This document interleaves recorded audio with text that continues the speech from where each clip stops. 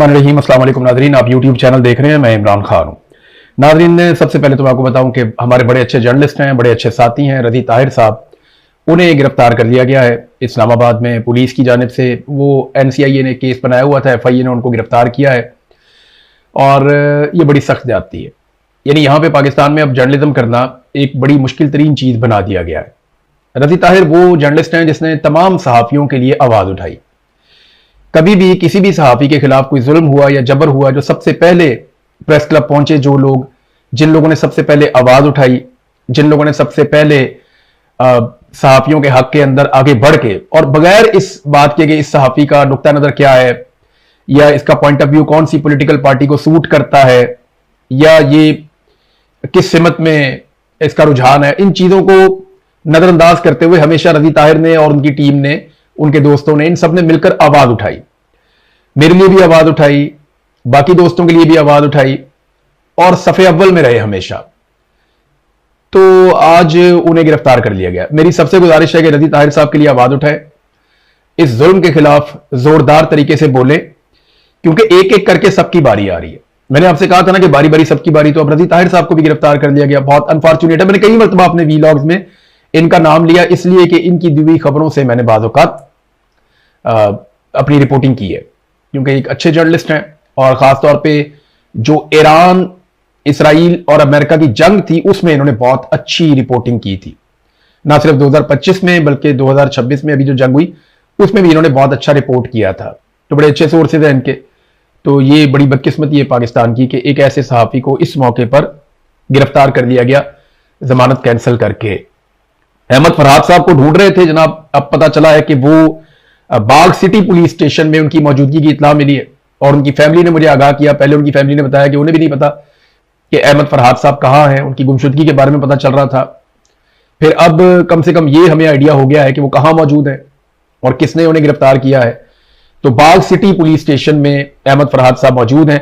जल्द अज जल्द उनकी रिहाई होनी चाहिए। सबको इसके लिए भी आवाज उठानी चाहिए। इस दौर में फस्तायत के रिकॉर्ड कायम किए जा रहे हैं और लगातार रिकॉर्ड कायम किए जा रहे हैं। नाज़रीन, अलीमा खानम साहिबा मिलने गई इमरान खान साहब को दोबारा जेल में, और दोबारा जेल में इमरान खान साहब की मुलाकात अलीमा खानम से और बाकी दो बहनों से नहीं करवाएगी। इमरान खान साहब की मुलाकातें अब बहुत लंबा अरसा हो गया है, तब से बंद है।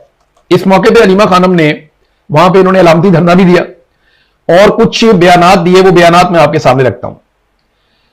एक तो उन्होंने जो चीफ जस्टिस हैं इस्लामाबाद हाई कोर्ट के, उनके ऊपर उन्होंने तनकीद की। उन्होंने कहा हाई कोर्ट के चीफ जस्टिस ने क्रिमिनल हरकत की है, उनके बच्चे और फैमिलीज ये याद रखेंगे और रखना भी चाहिए। ये जो चीफ जस्टिस डोगर है ना, उनके बच्चे उनसे ये सवाल जरूर करें, आप हमारे भाइयों की तरह हैं, आप हमारी फैमिली की तरह हैं, आप लोग भी खानदानी लोग होंगे, लेकिन अपने बाप से आप लोग पूछें जरूर कि ये क्या कर रहे हैं, वो क्या ये इंसाफ है और कानून है। एक तो 15वें नंबर से आपके अब्बा जी को उठा के लाके लगा दिया गया यहां पे इस्लामाबाद हाई कोर्ट में, और लगाया मिलिट्री एस्टेब्लिशमेंट ने एक आईनी तरमीम के जरिए से। तो अगर आ ही गए हैं तो इंसाफ करें ना। आप अपने वालिद से पूछें कि 1.5 साल हो गया उन्होंने इमरान खान का, जो कौम का सबसे मकबूल लीडर है, उसका केस क्यों नहीं लगने दिया। अपने वालिद से पूछें कि वो क्यों रोड़े अटकाते हैं। अपने वालिद से पूछें कि उनके फैसलों पर अमल दरामद नहीं हो रहा, इमरान खान की उनकी फैमिली से मुलाकात नहीं हो रही, डॉक्टर नहीं मिल रहे। ये आपके वालिद की जिम्मेदारी थी, लेकिन वो ये नहीं कर रहे। आपके वालिद को क़यामत वाले दिन ये सारा नतीजा भुगतना पड़ेगा। अपने वालिद को रोकिए, इस दलदल में जाने से रोकिए। वो कैसे जवाब देंगे इतने सारे लोग जब क़यामत वाले दिन उनका गिरबान पकड़ लेंगे। तो उनके बच्चों से, बच्चियों से मेरी गुजारिश है, जो जो जज साहिबान ज्यादती कर रहे हैं, जुल्म का हिस्सा बन रहे हैं, जो ब्यूरोक्रेट जुल्म कर रहे हैं, कत्लेआम कर रहे हैं, जो पुलिस वाले, जो बाकी एस्टेब्लिशमेंट के लोग, जो भी गलत कर रहा है, उनके घर में फैमिलीज तो है ना, उनकी बीवियां हैं, बच्चे हैं, वो उनसे पूछें, उनको रोकें कि ये जुल्म बंद कर दो। आप ये दौलत कमा के, ये नाम, ये शोहरत कमा के आप साथ अपने कब्र में नहीं लेकर जा सकेंगे। वहां पे आपको जवाब देना पड़ेगा और इन लोगों को बचाएं। आप इस दुनिया में चंद दिन की खुशी के लिए ये अपनी आखिरत बर्बाद कर लेंगे और फिर जवाब कैसे देंगे। बहरहाल ये अलीमा खानम का स्टेटमेंट है जज साहब के बारे में। फिर उन्होंने कहा जी हैरान कुन इमरान खान को कैद तन्हाई में रखा गया। जेल वाले इमरान खान से कहते हैं सेल की चाबी गुम हो गई है, पंखा और बिजली भी बंद कर दी जाती है और इमरान खान साहब सेल के अंदर बंद रहते हैं। यानी जब कई दिन तक इमरान खान साहब को सेल के अंदर रखा गया था तो यह भी कहा गया था कि जेल की चाबी हमारी सेल की गुम हो गई, लिहाजा हम इस सेल को खोल नहीं सकते। और एक आदमी जो साबिक वजीर आजम है उसे एक तंदूर जैसे सेल के अंदर बंद करके रखा हुआ। ये हालात भी इमरान खान साहब ने देखे हैं, लेकिन आफरीन है उस आदमी के ऊपर कि वो टूटा नहीं है। आसिम मुनीर साहब ने अपने सारे हथकंडे इस्तेमाल किए, और मैं शर्तिया आपको कहता हूं कि आसिम मुनीर साहब को जिस सेल में इमरान खान साहब को बंद किया हुआ है, वहां पे आसिम मुनीर को या फैद हमीद को या जनरल बाजवा को आप 5 दिन रख लेना तो ये ज़हनी मरीज बन जाएंगे। आप 5 दिन इन्हें वहां पे रख लेना। जनरल नदीम अंजुम को मैं चैलेंज करता हूं, 2 साबिक जो DGISI है या 2 जो आर्मी चीफ हैं, एक आसिम मुनीर और जनरल बाजवा, एक नदीम अंजुम और एक फैद हमीद, इन चारों में से आप किसी को भी 5 दिन के लिए इमरान खान वाली कैद में रखें ना, कैद तन्हाई, दुनिया से कट ऑफ, और ऐसे अकेला सेल के अंदर डाल दें, बिजली बंद कर दें और इस तरीके की हरकत इमरान खान के साथ करें तो ये ज़हनी मरीज बन जाएंगे, पागल हो जाएंगे, टकरे मारेंगे, ये बर्दाश्त ही नहीं कर सकते।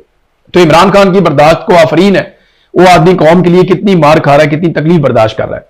तो उन्होंने ये भी बताया कि 4 अक्टूबर से इमरान खान साहब को सख्त कैद तन्हाई में रखा गया, तब से लेकर अब तक इमरान खान साहब की मुलाकातें बंद की गई हैं, बिजली भी बंद कर दी जाती है, पंखा भी बंद कर दिया जाता है। ये अलीमा खानम ने इमरान खान साहब के बारे में स्टेटमेंट दिया है। अब आहिस्ता आहिस्ता नाजरीन सारे आवाजें उठाना शुरू हो गए हैं, लेकिन एक बड़ी खबर और आई है, और यह खबर है कश्मीर से।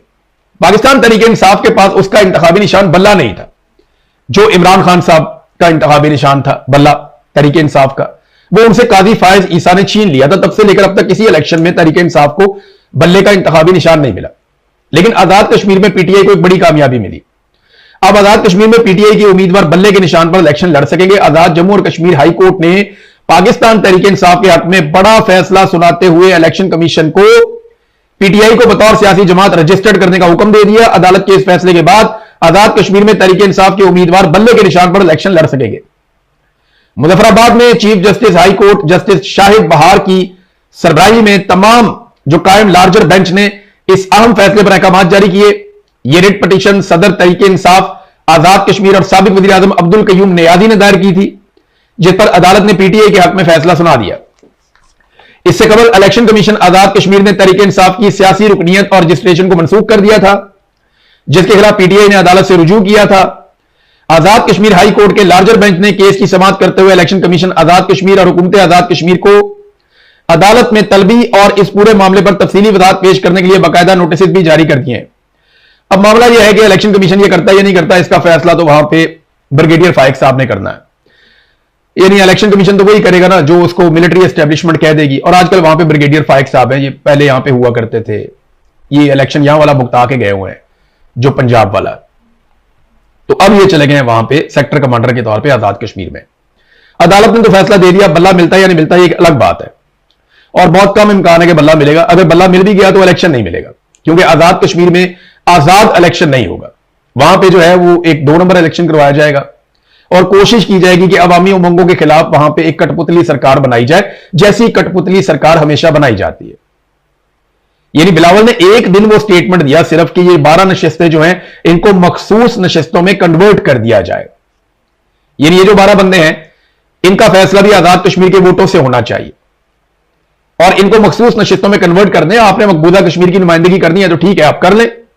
आप मुहाजिरीन के अंदर से बंदे चुन लें। मिसाल के तौर पे आपने लाहौर से, पेशावर से, रावलपिंडी से, मुख्तलिफ जगहों से आपने कश्मीरी लेने हैं जो मकबूजा कश्मीर से हिजरत करके आए हुए हैं, हम भी वहीं से आए हुए हैं हिजरत करके। अगर आपने यहां से लेने हैं एमएलए तो आप लें, लेकिन आप उनका इलेक्शन 2 नंबर तरीके से ना करवाएं, कठपुतलियां ना लेकर आए, बल्कि जो पॉलिटिकल पार्टी आजाद कश्मीर में इलेक्शन जीत जाएं वो अपनी मुतनासिब नुमाइंदगी के तहत अपने मखसूस नशिस्तों के ऊपर बंदे पाकिस्तान से ले जाएं कि ये मुहाजिरीन की सीट है, तो मुहाजिरीन को उनके ऊपर जो है वो एडजस्ट कर दिया जाए। ये बड़ी अच्छी बिलावल की तजवीज थी, लेकिन उसके बाद शटअप कॉल दी गई बिलावल को। बिलावल ने उसके बाद से लेकर अब तक बात ही नहीं की और ना बिलावल इसके बारे में अब तक बोल पाया। अचकज़ई साहब ने काफी आईना दिखाने की कोशिश की है कौमी असेंबली में, उन्होंने जबरदस्त खिताब किया है। महमूद अचकज़ई साहब ने कौमी असेंबली में खिताब करते हुए कहा कि हुकूमत के 2.5 साल पूरे होने वाले हैं, अब अपनी टून बदलना होगी आपको। उन्होंने कहा कि स्पीकर ने ऐवान चलाते हुए आइन और कानून का ख्याल नहीं रखा और चाबुक दस्ती से 14 अरकान को असेंबली से फारिग कर दिया। उन्होंने कहा कि कोर्ट लखपत जेल के 70 साल से ज्यादा उम्र के कैदियों को सजाएं सुनाई गई हैं। 5 अफराद को मजमूई तौर पर 286 साल की कैद सुना दी गई है, यानी इनको 286 साल की कैदें सबको हो गई हैं। इतनी खौफनाक पाकिस्तान में सूरत हाल है। और बारन बलोच को भी उम्र कैद जेल दे दी गई है। उनका कहना था कि आइन रोंदने और गैर जमहूरी हुकूमतों का साथ दिया गया है। महमूद अचकज़ई ने कहा कि कश्मीरी चीख रहे हैं इनके पास आटा और बुनियादी जरूरियात नहीं है। इस मामले पर वजीर आजम शहबाज शरीफ से भी बात की मगर उनका अंदाज पसंद नहीं आया। उन्होंने कहा कि पाकिस्तान आसमान में नहीं बल्कि बलूचिस्तान, सिंध, खैबर पख्तूनख्वा, पंजाब का मजमुआ है। खैबर पख्तूनख्वा को पाकिस्तान क्यों नहीं समझा जाता, यह बात उन्होंने समझाई शहबाज शरीफ को, लेकिन शहबाज शरीफ साहब का तर्ज अमल कोई बेहतर नहीं था। उन्होंने कहा देखिए, कश्मीर में दवाइयों की और खुराक की किल्लत पैदा हो रही है। यह बात कश्मीर में हमें कई दोस्तों ने बताई है कि जनाब अद्वियात और खुराक की तरसील रोकी जा रही। ये तो जिन लोगों ने पहले से बंदोबस्त किया हुआ था उन्हें आइडिया था कि एहतजाज लंबा चल सकता है, तो अब लगभग 2 हफ्ते होने वाले हैं एहतजाज को, या ऑलमोस्ट हो गए 2 हफ्ते, 2 हफ्ते से भी बल्कि ज्यादा हो गए, क्योंकि 9 तारीख को इन्होंने एहतजाज शुरू करना था। आज जब आप वीडियो सुन रहे हैं तो 23 तारीख है, और ये एहतजाज तो उससे 3 दिन पहले शुरू हो गया था 6 तारीख से। तो 6 से 23 तक अगर आप आते हैं तो काफी ज्यादा टाइम हो गया। इस एहतजाज को लगभग 17 दिन हो गए, तो 2.5 हफ्ते होने वाले हैं। ये एहतजाज अभी तक चल रहा है आजाद कश्मीर में। तो लोगों ने अपना राशन 1 महीने का, 15 दिन का, किसी ने 2 महीने का, इन्होंने लोगों ने स्टॉक कर लिया था। अब ये हो रहा है कि जिन लोगों ने नहीं किया, बेशतर लोग नहीं भी करते, तो पीछे से सप्लाई रुक गई है। राशन की सप्लाई, खुराक की सप्लाई और अद्वियात की सप्लाई आजाद कश्मीर में रोकी जा रही है। इस मामले का नोटिस सबको लेना चाहिए, ओवरसीज पाकिस्तानियों को इस पर आवाज उठानी चाहिए, और अक़वाम मुत्तहिदा के अंदर भी जाके, और जितने यूरोपीय यूनियन है, अक़वाम मुत्तहिदा है, जितने आलमी इदारे हैं, उन सबको यह बताना चाहिए कि आजाद कश्मीर में अद्वियात और खुराक की किल्लत पैदा होने जा रही है। उसकी वजह यह है कि पाकिस्तानी फोर्सेस ने रास्ते रोके हुए हैं और वो चीजें ऊपर नहीं जाने दे रहे। आजाद कश्मीर से लोग बार बार ये बात कर रहे हैं। यही बात जो है वो महमूद अचकज़ई साहब ने भी इस बात को उठाया कि वहां पे बुनियादी जरूरियात जो है वो नहीं जाने दे रहे, उनके पास आटा और बुनियादी जरूरियात नहीं है। शहबाज शरीफ से बात की मगर उनका अंदाज पसंद नहीं आया। शहबाज शरीफ का जिक्र हुआ तो नाज़रीन, शहबाज शरीफ ने एक ऑफर कर दिया, बड़ा मजेदार काम किया, और क्यों किया मैं आपको बताता हूं।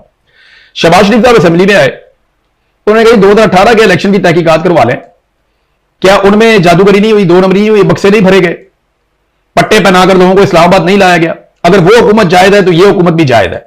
तहकीकात का शौक है तो 2018 से करते हैं। बात निकली तो दूर तलक जाएगी। पीटीआई को फौरी तौर पर यह ऑफर वजीर आजम की कबूल करनी चाहिए। देखिए ऑफर करने का मकसद क्या है?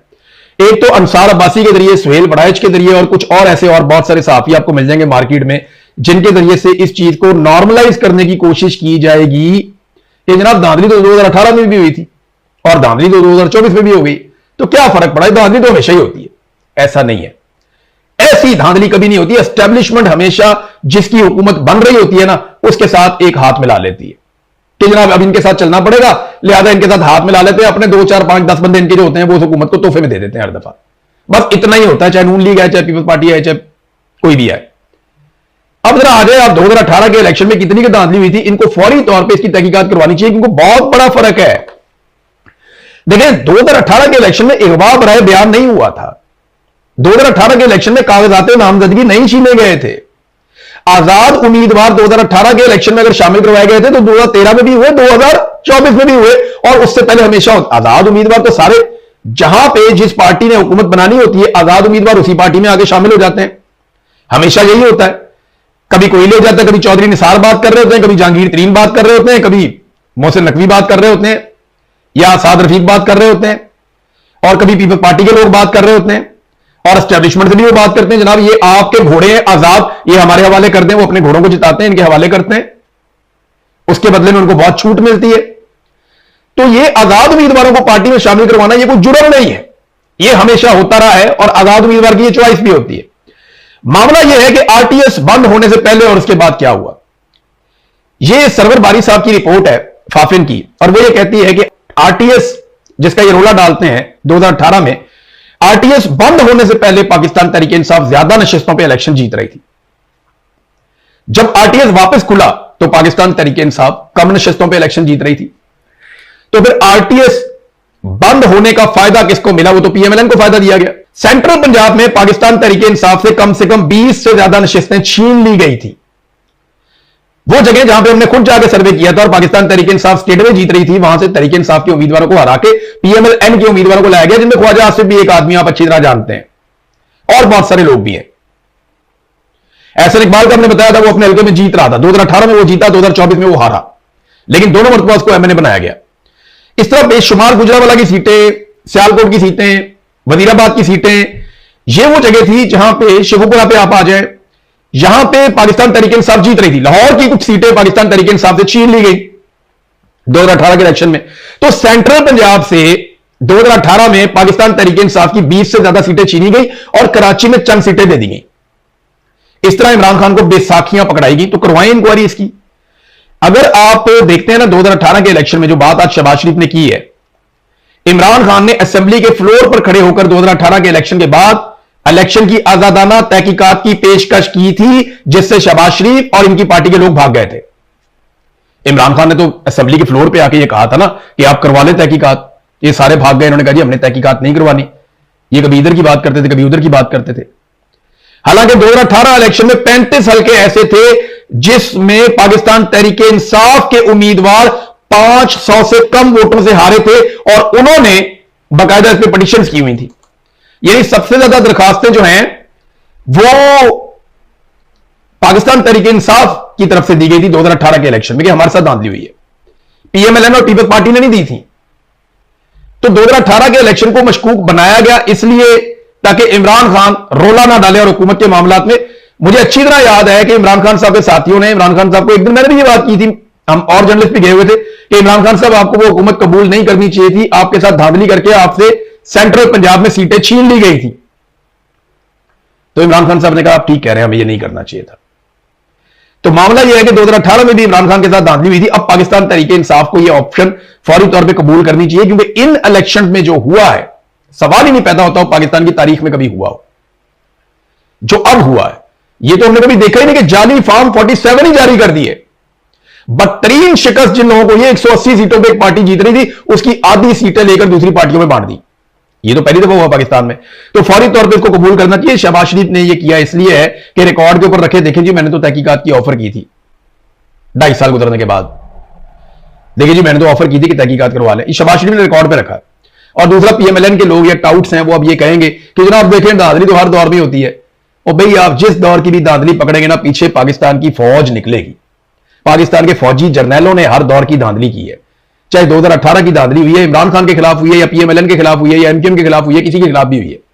2018 की धांधली भी फौज ने की थी, 2013 की धांधली भी फौज ने करवाई थी, उससे पहले 2002 की धांधली भी फौज ने करवाई थी। 2008 के अंदर फौज का इंफ्लुएंस खत्म हो रहा था, इमरान खान ने बाइकआउट कर दिया तो वो एक इलेक्शन हो गया। और उसको भी साफ शफाफ इलेक्शन नहीं करवाया जा सकता क्योंकि उसमें जनरल मुशर्रफ ने बाकायदा धांधली करके काफ लीग को जितवाने की कोशिश की थी। बतौर अपनी पार्टी के उसको मैदान में उतारा था जनरल मुशर्रफ ने। तो हमेशा धांधली पाकिस्तान के मिलिट्री जर्नैल करवाते हैं। आपस में लड़ने की बजाय इन जर्नैलों को पूछेंगे यार तुम हर दफा इलेक्शन में पंगा क्यों लेते हो, तुम क्यों धांधली करवाते हो? कभी बेनिफिशियरी कोई होता है, कभी कोई होता है, कभी कोई होता है, कभी कोई होता है।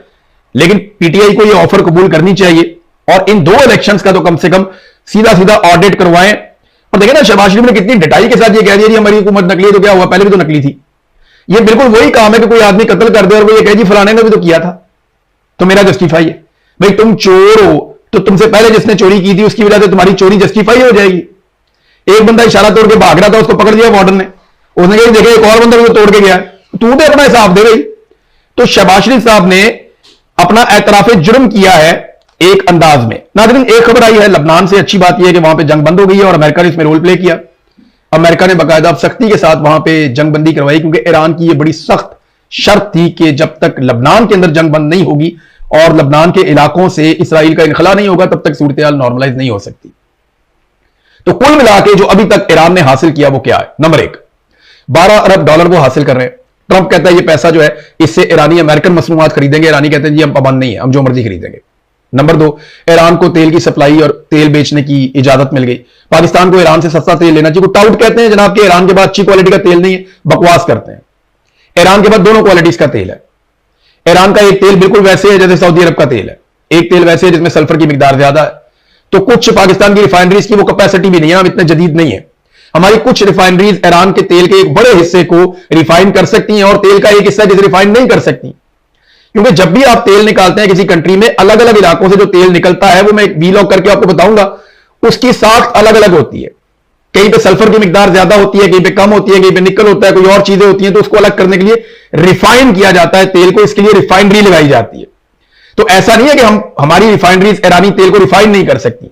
बिल्कुल कर सकती हैं, बड़े आराम से कर सकती हैं, बड़े पैमाने पे कर सकती हैं, लेकिन उस क्वालिटी का तेल हमें मिले जो तेल सऊदी अरब हमें देता है। और वो ईरान के पास ऐसे तेल के जखायर मौजूद हैं और बहुत बड़े पैमाने पे, यानी दो तरह का तेल वो निकालता है ना ईरान, उसमें एक लाइट फ्यूल है और एक जो है वो दूसरा है जिसमें सल्फर की मिकदार ज्यादा है।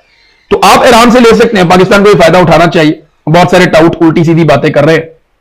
हमें ईरानियों से गैस भी लेनी चाहिए, हमें उनसे तेल भी परचेज करना चाहिए, और ईरान को हमें यह सहूलत भी देनी चाहिए कि चाहे हम उधार लें और कुछ हमें सस्ते नरक के ऊपर भी दे। देखिए वो आज भी मंडी के मुताबिक ही तेल बेचेगा, लेकिन ब्रदर इस्लामी मुल्क है, हमारी मदद तो कर ही सकता है ना, क्योंकि हमने उनकी मदद की है। अब तक के लिए इतने